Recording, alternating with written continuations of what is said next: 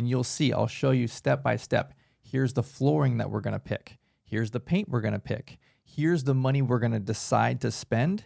And here's the things we're going to decide not to spend money on, because there's a balance here of, hey, we're fixing it up just good enough for rental, right? We don't want to overdo it and make it way too fancy, because we're spending money we're not going to get back in monthly rent. So it's important that you learn these things, because to your question, why don't the sellers just do it? They don't know how.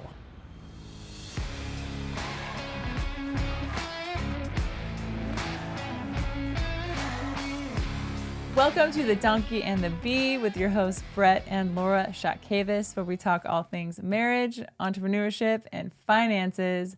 And today we have two special guests, again, probably the most special guests we'll ever have on the show. And they are our daughters, Brooklyn, who's 12, and Blakely, who is 9. And today we are discussing their new acquired asset. So Brooklyn and Blakely have had a business for about 5 years now, and they'll talk about this in a little bit when they introduce themselves. But they have been saving 70% of their income to purchase an asset. And today, actually yesterday, was the day that it was purchased. And so we're going to be discussing that today. But before we do, I wanted them to briefly introduce themselves and just talk about their business and what they've been doing these past 5 years. Go ahead, Brooklyn. Hi, I'm Brooklyn. And so me and my sister started off doing lemonade stands in the front of our yard. And we did this for like about a year until COVID hit and we couldn't make homemade lemonade and sell it. So I started selling earrings at my parents' gym. And after that, Blakely joined with me, and then we started, we had these little boxes, and we take it around the Georgetown Square. And then we started doing booths. And we did that at the Georgetown Market Days. We've been doing that for the past 4 years, and we've gone to other booths now. We're in the Christmas stroll and etc. And we are also in stores. Hi, I'm Blakely, and with the booths, we would take a tent, we'd set it up, we'd take a bunch of tables, and then we'd put our earrings on it.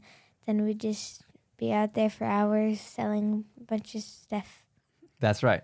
So you do these events 1 or 2 times a month, and Laura and I will take you all over Texas and set up your booths, and then you really run it yourself. It is 100% your business for you girls, and you make all the jewelry, you do the ordering, you run your social media and your website, you are selling it, you're doing all of these things, right? And we're literally just teaching you along the way, step by step, as you are growing. We're teaching you another aspect of business.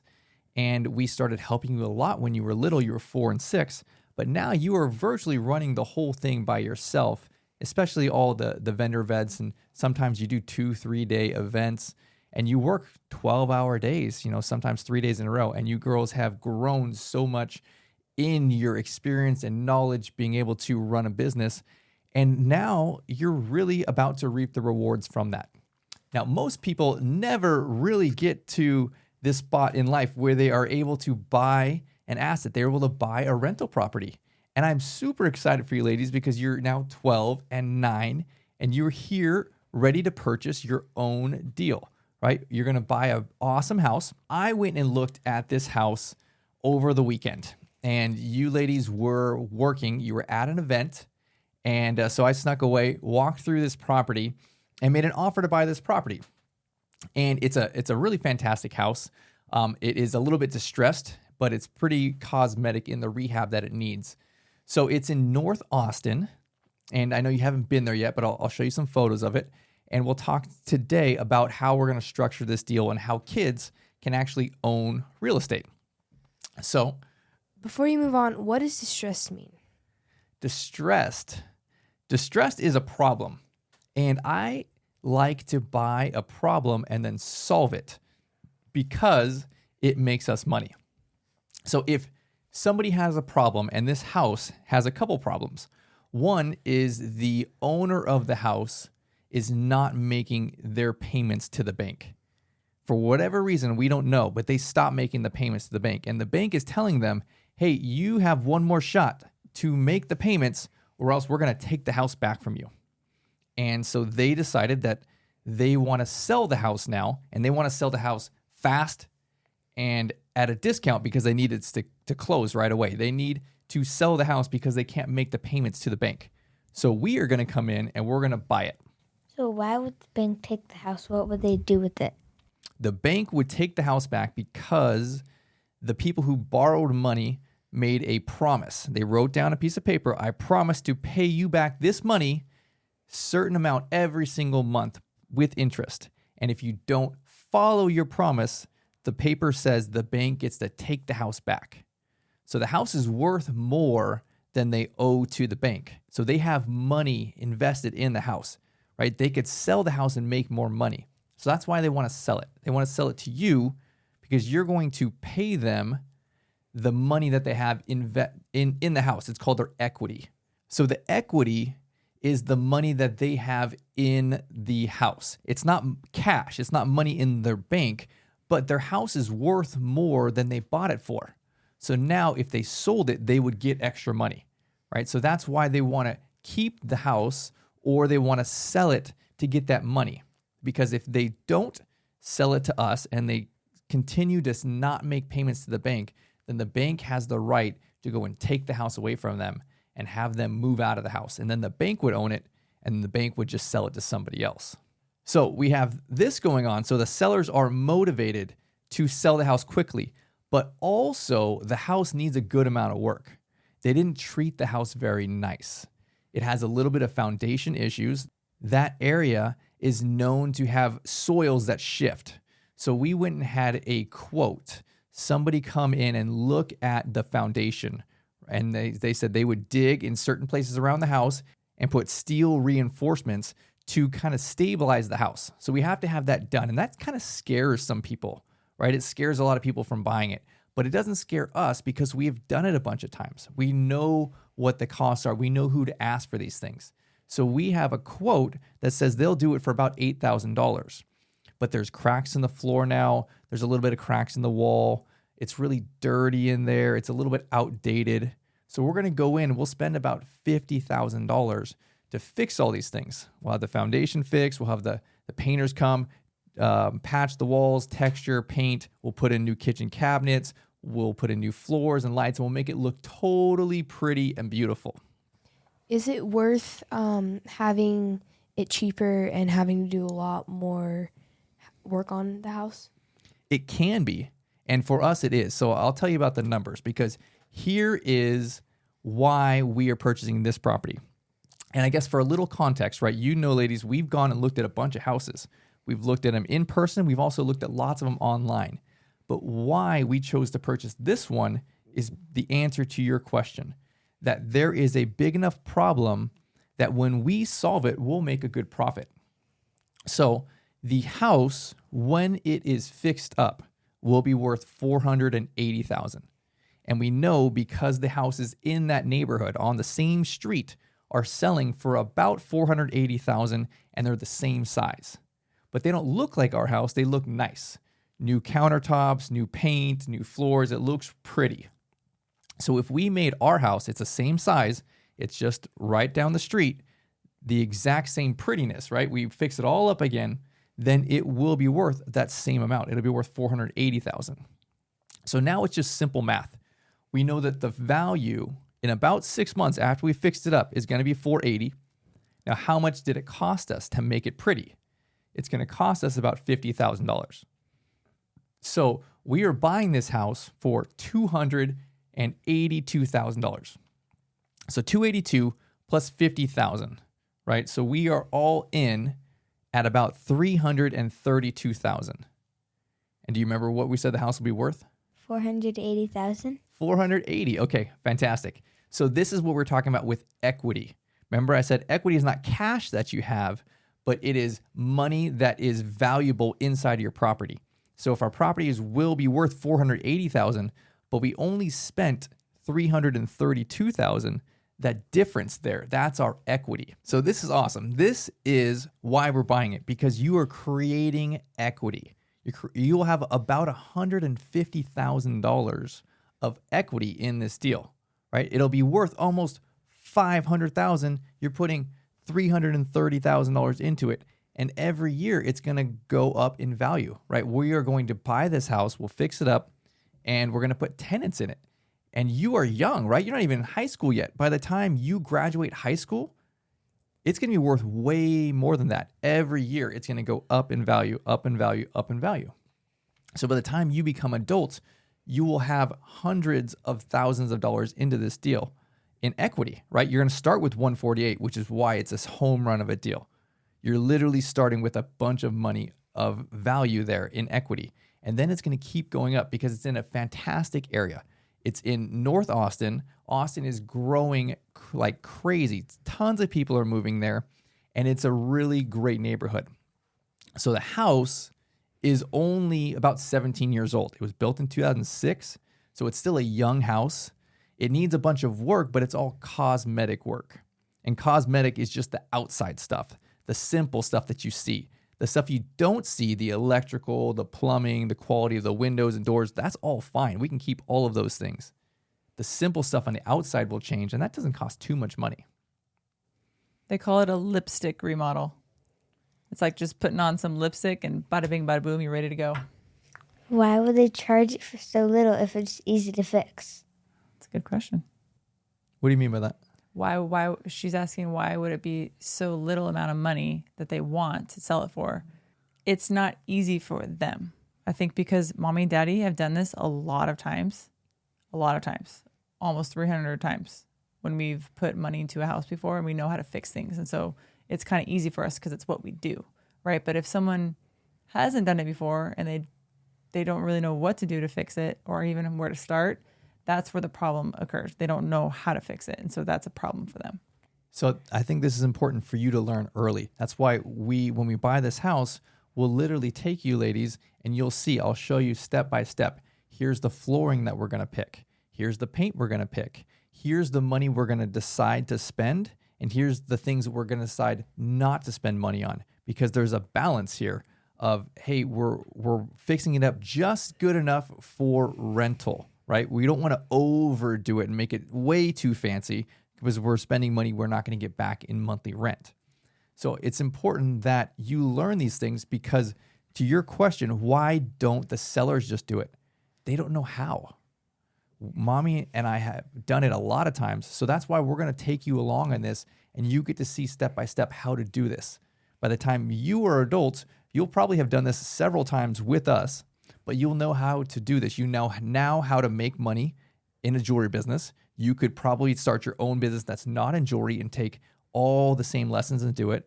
Now we're teaching you the other side, the investing side. Here is how you invest in properties. And this is just one example of how you can invest, right, in distressed single-family real estate. But there's lots of things that we will talk through and show you as you continue to get older. But this is now your first deal, and it's super exciting because you're going to have instant equity in this deal, and it's in a fantastic spot where it's really going to grow in value and appreciate. Well, isn't the house only bad because it's 17 years old? 17 years old for a house is not very old. I know you're 9 and you think 17 is old, but we own lots of houses that are 100 years old or older, and they're still just fine. You can take the pieces of a house and you can replace them, right? You can put in new windows, you can put in new electrical, you can put in new plumbing. You can just keep replacing it. There's places in the world where houses are literally hundreds of years old, and they're still good. You just change out the parts that break. So 17 is a baby house. It's still pretty young. But how can we own the house? Don't you have to be 18 to own a house? So that's a great question because most kids do not own houses, right? So how is it that you're going to own this house? So you can be any age and own a house. It's really that you can't be a kid and get a loan. So that's why we're going to do this together. The 4 of us are going to go in and buy this house together. So you and Brooklyn, you have a shared savings account. You're going to put in half the money. Mommy and I are going to put in half the money, and we're going to own this together. So we have an LLC, which is a company. The company, anybody can own different pieces of it. So you're going to own half the company. We're going to own half the company. You're going to put in half the money. We're going to put in half the money. and the company is going to buy the house. It's not going to be under our names. It's going to be owned by the company name, and we're going to own the company. Each of us, the four of us, right? 25% each. Are we also going to have a loan for this? Yeah, so we'll get a loan. So we will buy the property, and then after we fix it up, we'll go back to the bank and we'll get a new loan for the property that we can have for a long time, and then we'll put tenants in it, and it'll be a property that can just sit there, and it's in a good neighborhood, and it's a nice house. So we'll be able to just own this for a long time. While you girls are getting older, you're growing equity, which is, again, more money. That's not cash, but it's the money that is inside this house. So later on in life, you'll have a bunch of these, and you can either sell them, you can do whatever you want with them, but they will make you money every single month. Why would you even want a loan? I wouldn't want a loan because I get stressed out if like I don't have enough to like pay the monthly payment. So we're going to buy this house for $282,000. You girls are going to put $50,000 down on the deal. Mommy and I are going to put $50,000 down on the deal. So that's $100,000. But we need a total of $330,000 for this whole deal if we bought it in cash. So instead of spending all that money, we're going to go to the bank, and the bank is going to give us a loan for part of it. Now, where it's important to make sure you do the right loan with the bank is you need to make sure that the rent that comes in from the tenants is higher than the loan amount that you pay to the bank. Do you get to choose the amount for each month? Because if you do, you can just pick like a cent per month. No, there is a formula that the bank will use, and it'll be based on how much money you're going to borrow. But what if I borrow $20? Then I can do a cent every month? Well, if you borrowed $20, then you'd still have to come up with $331,980 in cash. And you don't have that much money yet. So once we get that loan in place, right, we're then going to be putting tenants into or renters into the home. Okay, we're going to have a set rental agreement with those tenants or renters that says you are going to be paying this much money a month. So it's in writing. And we're all going to sign it, and then the renters are going to sign it too. And that payment that they are going to pay is going to be more than the amount that we are paying on the loan. Why does the renters have to sign it? Well, there has to be some sort of agreement. They have to say, hey, I'm moving into this house and I'm going to pay this amount. Or else they could just move in and just not pay anything. Oh, I thought you meant the renters are going to sign the loan paper. Oh, no. Okay. The renters, they sign a loan, not a loan agreement, but a rental agreement with the four of us. Saying I'm going to take care of the house. I'm going to be paying everything at this time on this date. And if I don't, if it's 5 days late, then I get a fee. And if I don't make a payment in 30 days, then, they could eventually be evicted, which means they can be kicked out if they don't pay. So what I really like about how we're structuring this is that Mom and I are owning the deal with you. So you need an adult, like you asked. You need to be 18 in order to get a loan from the bank. So your mother and I will sign for the loan on the bank, but you will get to be 50-50 owner of it and receive every month the cash flow from the rents. And you'll get to receive the equity buildup over years as the value of the property increases. Well, can't we and Brooklyn stack each other up and then act like we're old and act like one person, and then we can just get a loan? That might work. That totally sounds like Little Rascals. Do you guys remember Little Rascals? That they literally acted like they were, I think it was Amish people. That's in a lot of stuff. And they came in and they wore the beards and everything. They tried to get a loan with the bank. Super funny. Did Side it note. work? No, they knew. They pulled their beards, their fake beards. And they're like, you guys are kids. But this is tremendous practice for you because this is going to be one of many deals that you all are going to be owning. And so this is the first one you get practice on. And then we're going to keep building over time and purchase many properties so that by the time you guys are adults, you guys can do this on your own. You won't need our help to acquire a property by getting a loan with us. You can do it on your own because you'll be adults. So the other thing that Mommy and Daddy are considering as we're setting this up, because we know that we will together, before you all turn 18, we'll buy multiple houses together. Now, what this allows, as perhaps you were not quite mature enough yet when you turned 18 or 19, you don't actually have the ability to sell the house. I am the signer for the house. I am the manager for the company, which really protects you as you get into college or into the younger stages of adulthood, and you may be trying to learn things and making mistakes. If you make a mistake, you don't have the actual option of selling this house and using that money and going crazy with the money. Or if you get married, and your husband doesn't have the option of taking that money from you and selling the house, right? Because it's held not by you, it's not in your name, it's in the company name. Now you own a piece of this company, but I am the manager of the company. So we actually can't sell the house until I sign on it, which protects you until you get old enough and mature enough to make some of these decisions to know what you want to do for yourself. So you have to be 18 to sell a house. No, you don't have to be 18 to sell a house, but you have to be 18 to get a loan to buy a house, and you have to be the manager of a company if the house is owned by a company. The fun thing about this, though, is we get to create a name for our company. The four of us have to decide on a name for our LLC. The Friendly Chicken Wing Friends. Company. The Friendly Friends. Well, you have lots of ideas already. Look at this. Did you say Chicken Wing Company? Oh my goodness. Do you think that we were like selling like chicken? What's going on? Barbecue sauce. We can leave the chicken inside the house, and then they can come into a bunch of rotten chicken. That's not a good thing. They're not going to live there then. So ladies, do you have any advice for kids who are just getting started? They want to make a little bit of money and they want to grow and have a real business. What would your advice for them be? Just make sure that you save your money so you have enough money to participate in buying a house. Well, thanks for joining us today on The Donkey and the Bee. We hope that you learned something, that you're taking something away from this, that you're able to have your children listen to this if they have their own business and are saving money, or even if you have your own business and you want to start investing in some properties. We hope that you took some gold nuggets from this and that you can apply it to your life. If you have not subscribed yet to our channel, make sure you hit that subscribe button so you are alerted on all our new and amazing content that we're going to be dropping in the future. And we will see you next time. Thanks for joining. Bye, everybody. Bye, people.